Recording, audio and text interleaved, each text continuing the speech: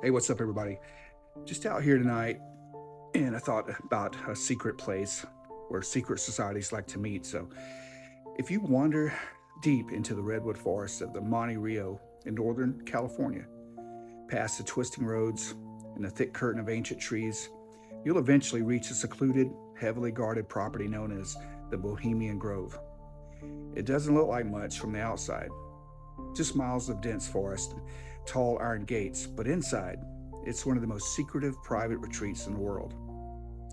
For more than a century, some of the most powerful men in politics, business, media, and the arts have gathered there under a vow of privacy that's fueled decades of speculation, conspiracy theories, and whispered rumors. Very hush hush place. The story begins in 1872 with the founding of the Bohemian Club in San Francisco. Originally, it was a group of journalists, musicians, poets, and actors, men who considered themselves bohemians, lovers of art and culture. But over time, wealthy industrialists and influential businessmen joined their ranks. Money has a way of changing things, and eventually, the artists became outnumbered by titans of industry, the political power brokers, and still, the club kept its creative flair, blending theatrical performances, music, elaborate rituals with elite networking. And all of this is online. You can research this and look it up. By the late 1800s, members wanted a summer escape from city life, somewhere they could drink, perform plays, and relax without public scrutiny. They purchased a vast stretch of woodland hills along the Russian River, creating what became the Bohemian Grove. Every July, members would retreat there for 2 weeks of encampments, theatrical productions, lectures, concerts, and private discussions. Phones and media were barred. Outsiders weren't welcome. What happened in the Grove stayed in the Grove.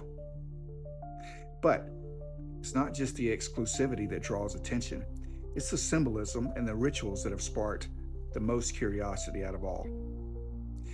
At the center of the Grove stands a massive stone owl shrine, nearly 40 to 50 feet tall.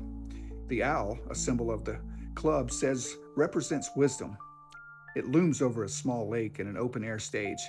On the first night of the encampment, members attend a ceremony known as the Cremation of Care. Its theatrical, eerie, and deliberately dramatic robed figures carry a coffin representing worldly worries, care, to the foot of the owl statue that some call Molech or Moloch. There's chanting, music, firelight reflecting on the water, and a voice booming through the trees.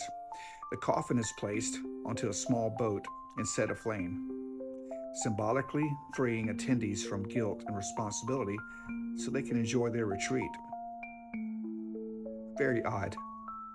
To some observers, it's simply an elaborate performance, a blend of theater and symbolism meant to bond members through shared experience. To others, the imagery feels darker, more ritualistic, even occult like. Grainy footage of the ceremony, secretly filmed in 1989 by journalist John Ronson for a documentary, only intensified public fascination. Watching hooded figures chanting before a giant owl under torchlight feels less like a camping trip and more like a secret rite pulled from ancient mystery traditions. The guest list has added even more intrigue.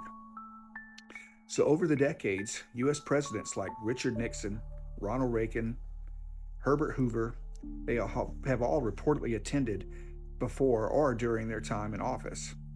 Corporate leaders, military officials, and influential policymakers have also been regulars. Because of this, critics argue that powerful men are forming backroom alliances away from public oversight. Some historians even note that early discussions about the Manhattan Project, the program that led to the atomic bomb, took place among these attendees with government ties, though the project wasn't formally planned there. So, that blend of secrecy and power has made Bohemian Grove a magnet for conspiracy theories. Some claim it's a meeting place for shadow government, which I tend to agree with. Others say it's linked to secret societies like the Illuminati or that of occult rituals influence global events. The owl statue itself has been subject of wild speculation, with some suggesting it represents ancient deities. However, of course, no credible evidence supports these claims. Most historians and investigative journalists describe the Grove as an elite networking retreat wrapped in theatrical tradition, rather than a hub of supernatural or world controlling forces.